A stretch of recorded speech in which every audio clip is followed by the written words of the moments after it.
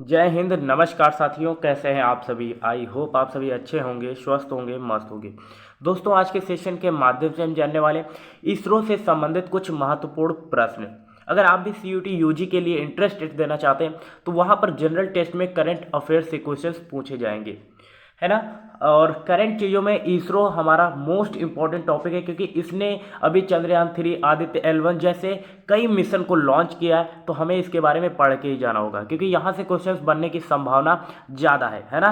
तो चलिए, चैनल पर अगर आप सभी नए हैं तो चैनल को सब्सक्राइब करें और वीडियो को अपने दोस्तों में भी शेयर करें, क्योंकि मैं वही कंटेंट आपको प्रोवाइड कराता हूँ जो मैंने खुद से तैयार कर रखा है, क्योंकि मैं भी आप ही के तरीके का एक CUT एस्पिरेंट हूँ, है ना। जो मैंने तैयार कर रखा है, मैं चाहता हूँ मेरे दोस्त भी तैयार करें, क्योंकि इससे आपको भी मदद मिलने वाली है और मेरा भी बेनिफिट होने वाला है ना। कहते हैं ना, चीज़ों को जितना हम आदान प्रदान करते हैं और ज्ञान की बात करें तो बांटने से बढ़ता है। सेम वही पैटर्न मैं फॉलो कर रहा हूँ। दोस्तों, अगर आप सभी को मेरी मेहनत अच्छी लगती हो तो चैनल को सब्सक्राइब करें और वीडियो को अपने दोस्तों में भी शेयर करें। तो सबसे पहले जानते हैं इसरो का फुल फॉर्म क्या होता है ना।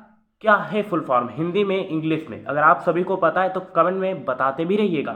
इसरो का फुल फॉर्म आपसे पूछा जा सकता है तो क्या होता है, इंडियन स्पेस रिसर्च ऑर्गेनाइजेशन, यानी कि हिंदी में बात करें तो भारतीय अंतरिक्ष अनुसंधान संगठन। अगर आपको पहले से पता था तो मुझे कमेंट में जरूर बताइएगा, ठीक है। तो नेक्स्ट क्वेश्चन बन सकता है, इसरो का मुख्यालय कहाँ है। ये आपको याद रखना है, मोस्ट इंपॉर्टेंट क्वेश्चन है। इसरो का मुख्यालय कहाँ है, तो बंगलुरु इसका राइट आंसर हो जाएगा। क्या, बंगलुरु, ठीक है, बंगलुरु, ठीक है, बंगलुरु में इसका मुख्यालय है इसरो का। ये आपको याद रखना है।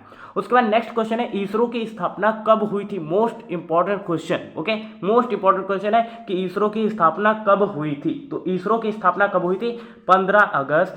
कब हुई थी, 15 अगस्त और 1969 में। क्लियर है ना, कब हुई थी, 1969 में। इसरो की स्थापना कब हुई, 15 अगस्त 1969 में इसरो की स्थापना हुई। ये आपको याद रखना है, नोट कर लेना है ना।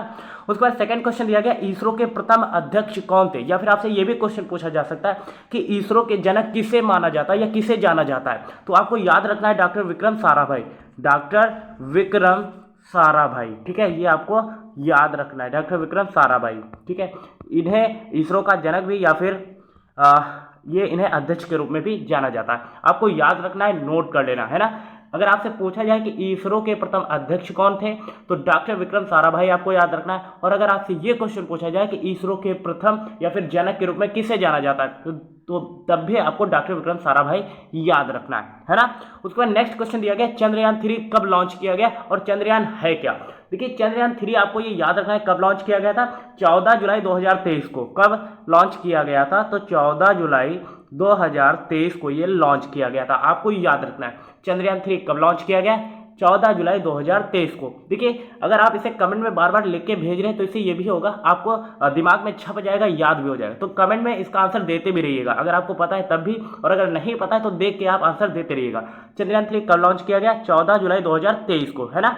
उसके बाद अब जान लेते हैं चंद्रयान 3 है क्या। देखिए, इसका उद्देश्य क्या था। इसरो ने इसे इसलिए भेजा क्योंकि ये चंद्रमा के दक्षिणी ध्रुव पर इसके सॉफ्ट लैंडिंग कराना चाह रहे थे। कौन, इसरो, ताकि यह चंद्रमा पर अपनी सॉफ्ट लैंडिंग के बाद चंद्रमा पर अपनी खोज कर सके, आसानी से चीज़ों को समझ सके और इसरो को वो अपनी जानकारियाँ पहुंचा सके, है ना, ताकि वैज्ञानिक उसमें अपना शोध प्रबंध करके अच्छी अच्छी चीज़ों के बारे में पता लगा सके, ठीक है।